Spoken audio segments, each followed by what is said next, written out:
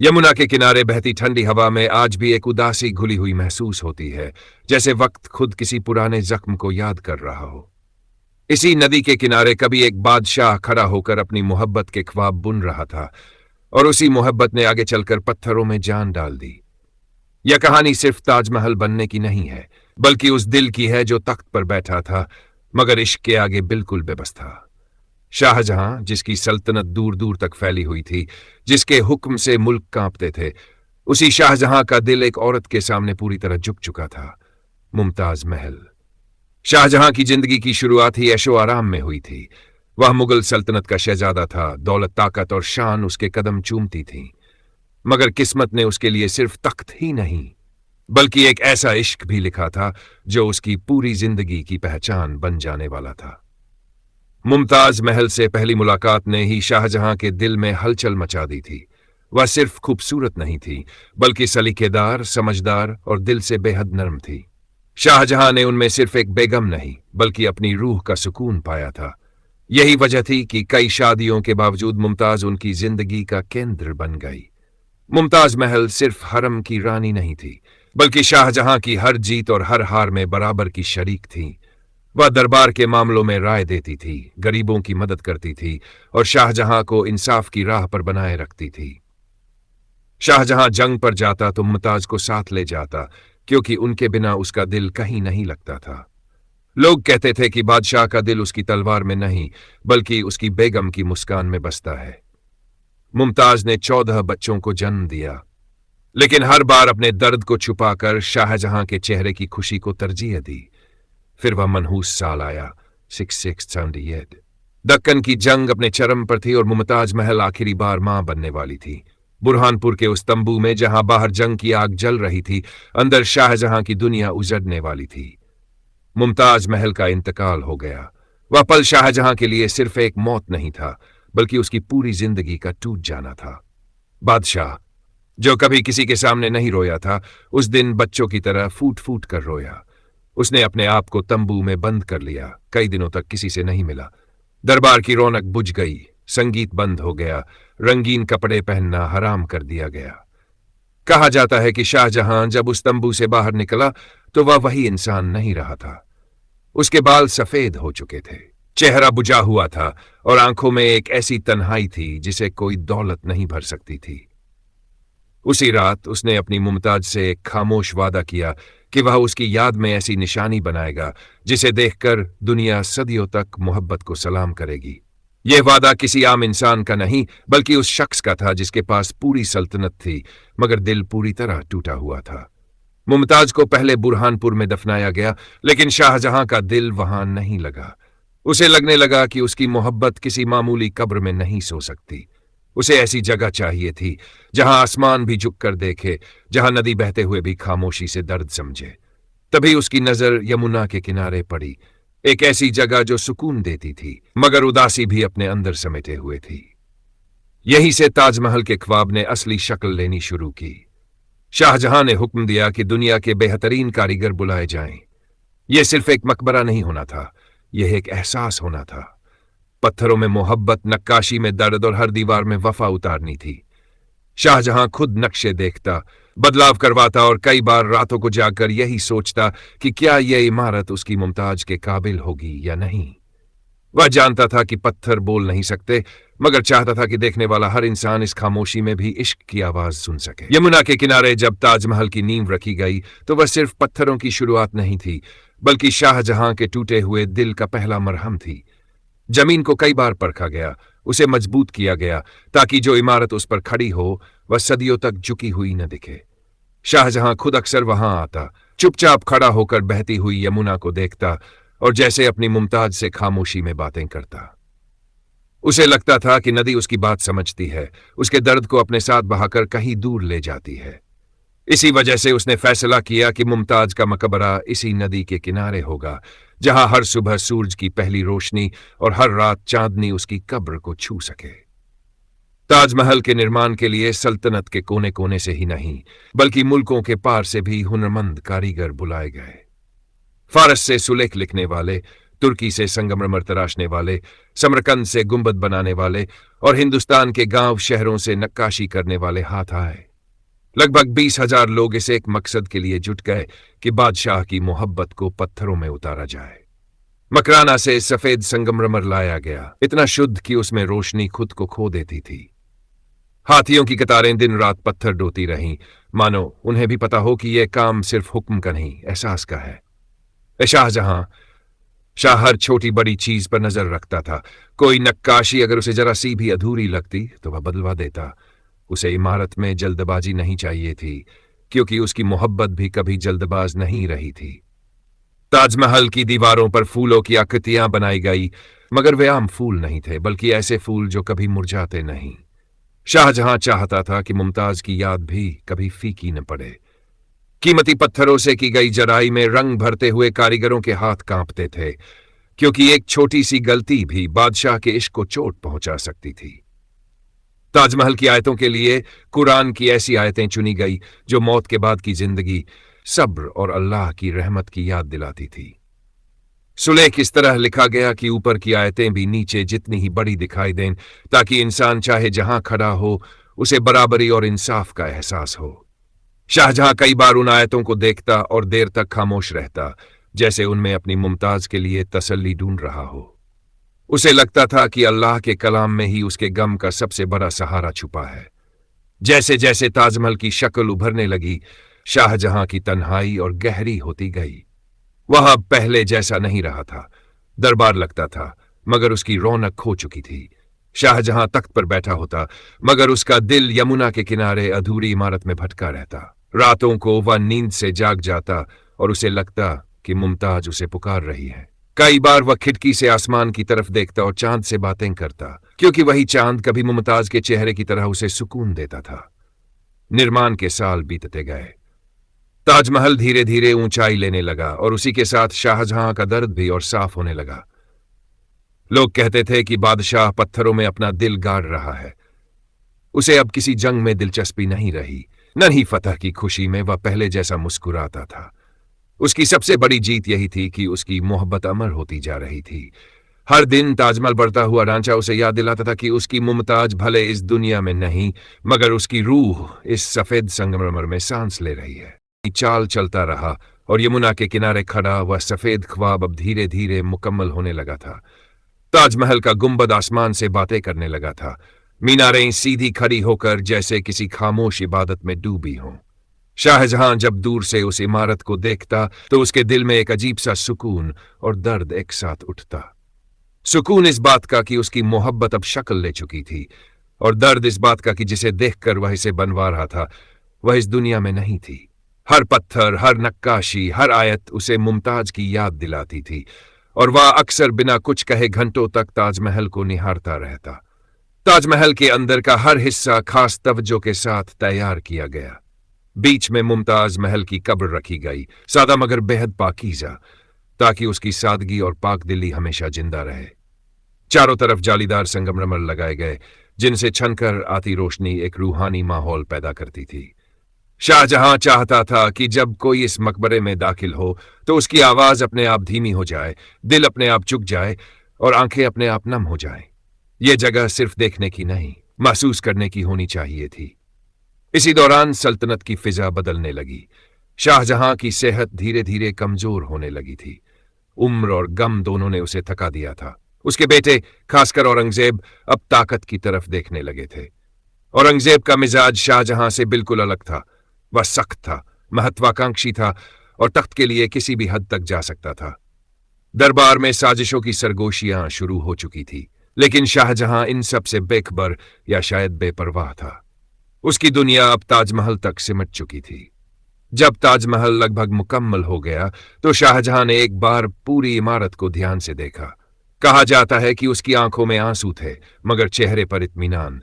उसने महसूस किया कि उसने अपना वादा निभा दिया है।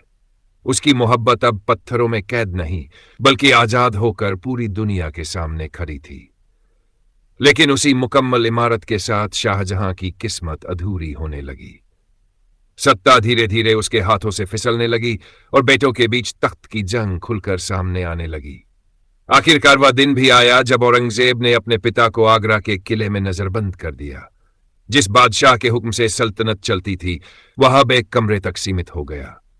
उस कमरे की एक खिड़की से दूर यमुना के पार ताजमहल दिखाई देता था। शाहजहां हर दिन उसी खिड़की के पास बैठता, घंटों ताजमहल को देखता रहता। वह बोलता नहीं था, लेकिन उसकी खामोशी में बहुत कुछ कहा जाता था। उसे लगता था कि उसकी मुमताज वहीं है, उसी सफेद संगमरमर के अंदर, और वही उसका आखिरी सहारा है। कैद की उन लंबी रातों में शाहजहां अक्सर अतीत में खो जाता। उसे अपनी पहली मुलाकात याद आती, मुमताज की मुस्कान, उसकी आवाज, उसका साथ। ताजमहल अब सिर्फ उसकी मोहब्बत की निशानी नहीं था, बल्कि उसकी जिंदगी का आखिरी आईना बन चुका था। जिस इमारत को उसने अपनी मोहब्बत को अमर करने के लिए बनाया था, वही इमारत अब उसकी तन्हाई की साथी थी। वह जानता था कि अब उसके पास वक्त कम है, लेकिन उसे इस बात का सुकून था कि उसकी मोहब्बत कभी खत्म नहीं होगी। आगरा के किले की उन ऊंची दीवारों के बीच शाहजहां के दिन अब गिने चुने रह गए थे। जिस शख्स ने कभी पूरी सल्तनत पर हुकूमत की थी, वह अब एक खामोश कमरे में बैठा हुआ वक्त को गुजरते देखता था। उसके पास अब तख्त नहीं था, फौज नहीं थी, हुक्म देने की ताकत नहीं थी। अगर कुछ बचा था तो बस यादें। हर सुबह उसकी आंख उसी खिड़की की तरफ खुलती जहां से दूर यमुना के पार ताजमहल दिखाई देता था। सफेद संगमरमर सूरज की रोशनी में चमकता और शाहजहां को लगता जैसे मुमताज उसे देख मुस्कुरा रही हो। वह उसी नजारे के सहारे अपनी सांसें गिनता था। कैद के उन सालों में शाहजहां ने बहुत कम बातें की। जब कभी औरंगजेब उससे मिलने आता तो शाहजहां की आंखों में शिकायत नहीं होती थी, सिर्फ थकान होती थी। उसने तख्त खोने का गम मुमताज के गम के सामने बहुत छोटा मान लिया था। कई बार वह आसमान की तरफ देखकर अल्लाह से दुआ करता कि उसकी बाकी जिंदगी की हर सांस मुमताज की याद में कबूल कर ली जाए।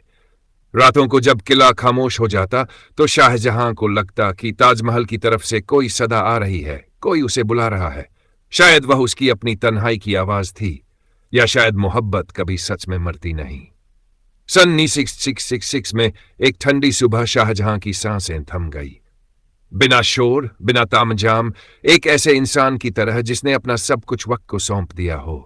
औरंगजेब ने अपने पिता को पूरे शाही सम्मान के साथ दफनाने का हुक्म दिया। शाहजहां की आखिरी ख्वाहिश थी कि उसे मुमताज महल के पास सुलाया जाए, और वही हुआ।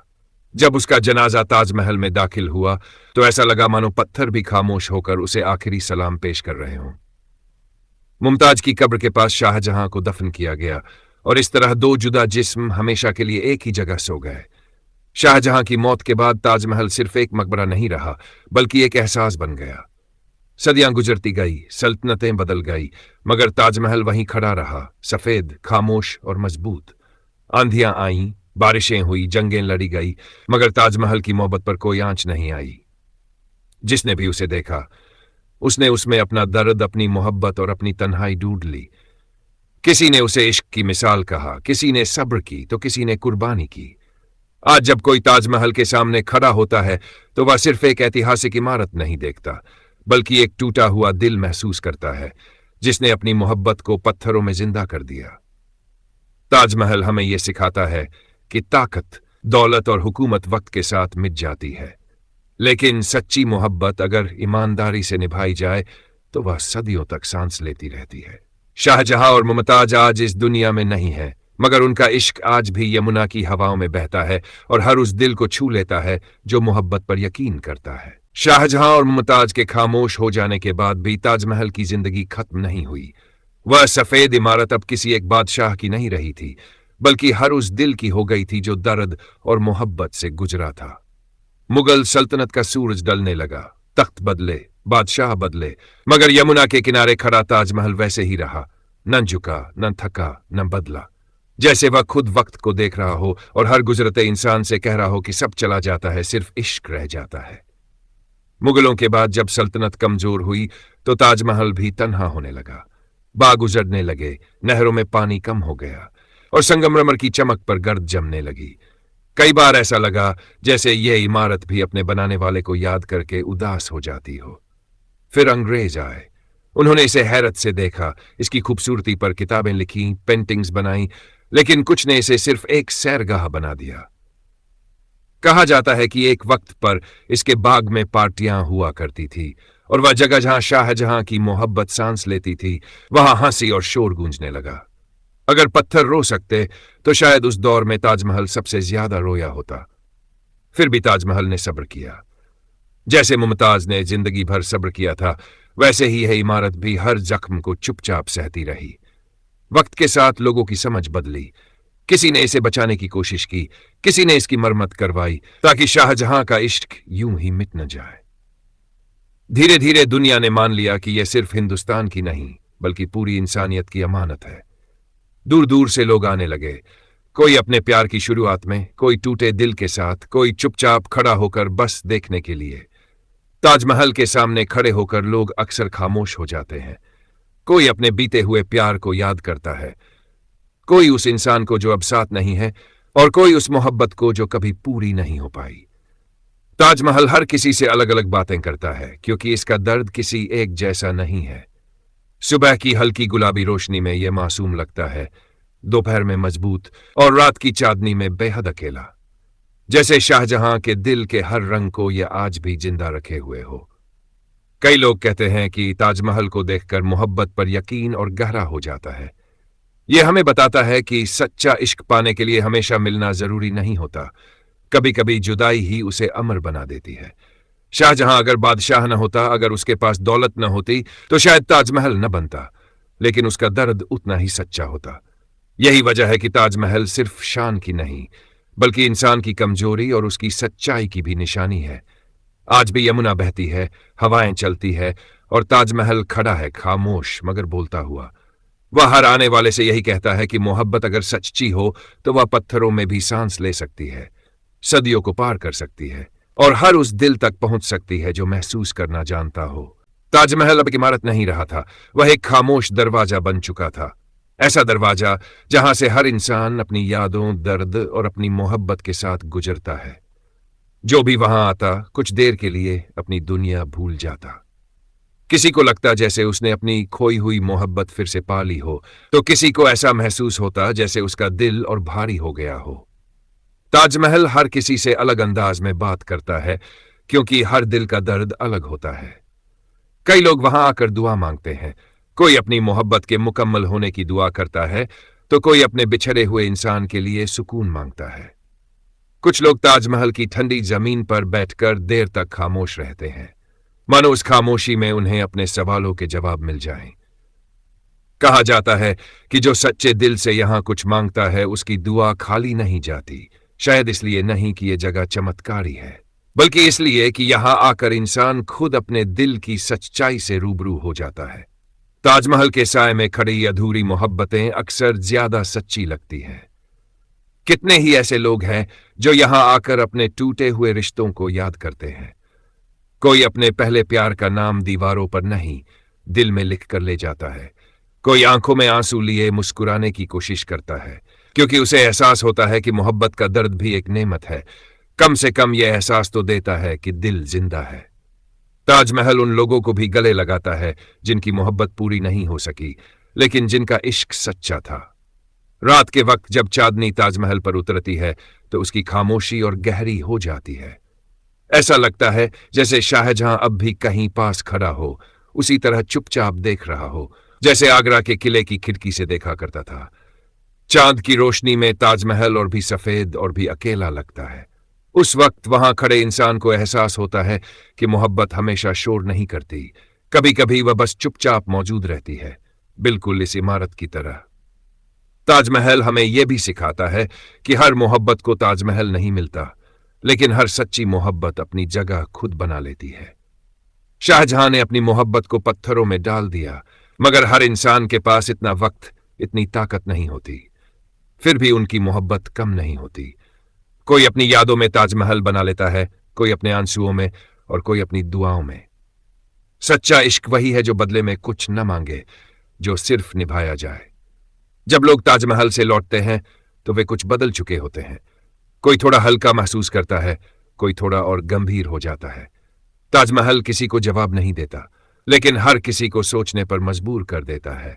यह इमारत आज भी खड़ी होकर इंसान से यही सवाल पूछती है, अगर तुम्हें मौका मिले तो क्या तुम भी अपनी मोहब्बत के लिए सब कुछ दांव पर लगा दोगे? ताजमहल के सामने खड़े होकर इंसान सिर्फ मोहब्बत के बारे में नहीं सोचता, बल्कि अपने सब्र के बारे में भी सोचने लगता है।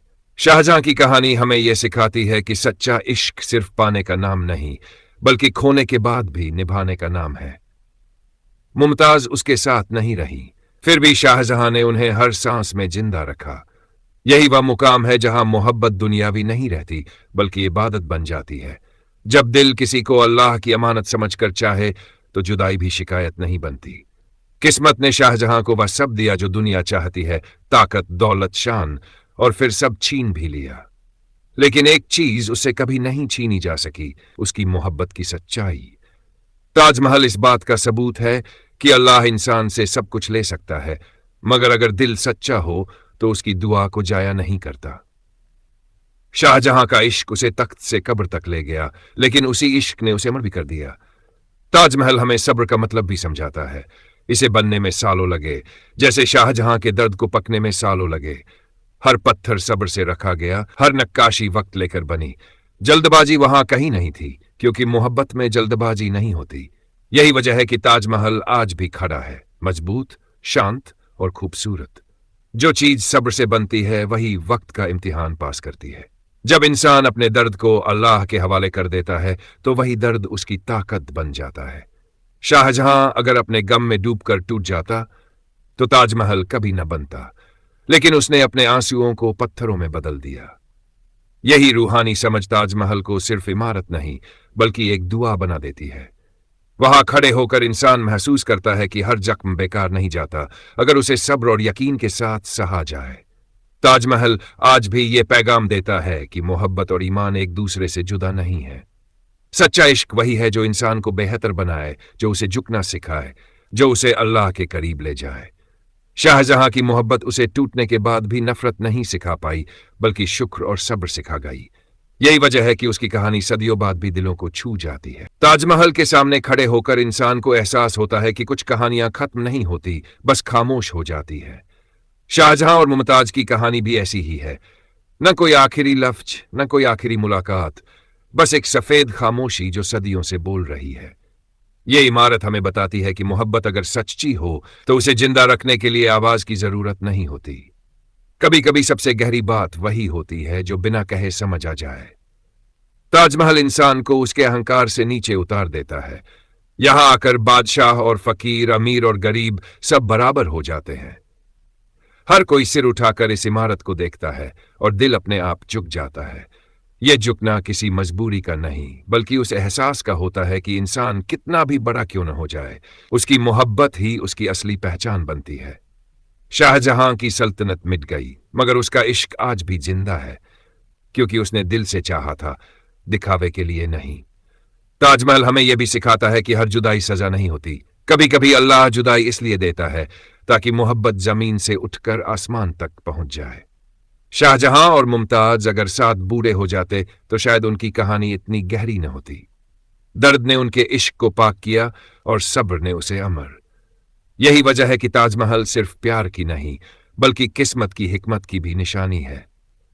जब कोई इंसान ताजमहल से लौटता है तो वह सिर्फ तस्वीरें नहीं ले जाता, बल्कि एक सवाल अपने साथ ले जाता है, क्या मेरी मोहब्बत भी इतनी सच्ची है कि वह मेरे बाद भी जिंदा रह सके? यह सवाल हर दिल को बेचैन करता है, क्योंकि जवाब आसान नहीं होता। सच्चा इश्क सिर्फ लफ्जों में नहीं, बल्कि कुर्बानी, सब्र और खामोशी में छुपा होता है। यमुना आज भी बह रही है, चांद आज भी उसी तरह ताजमहल पर उतरता है और हवाएं आज भी उसकी दीवारों से टकराकर लौट आती है। सदियां बदल गई, मगर वह एहसास नहीं बदला जो शाहजहां ने अपनी मोहब्बत में छोड़ा था। ताजमहल आज भी खड़ा है, एक दुआ की तरह, एक आंसू की तरह और एक ऐसे इश्क की तरह जो कभी मरा नहीं। यह कहानी यहीं खत्म नहीं होती, क्योंकि ताजमहल जब तक खड़ा है तब तक शाहजहां और मुमताज की मोहब्बत भी जिंदा है। और शायद जब तक इंसान मोहब्बत पर यकीन करता रहेगा, तब तक ताजमहल सिर्फ एक इमारत नहीं, बल्कि दिलों की आवाज बना रहे।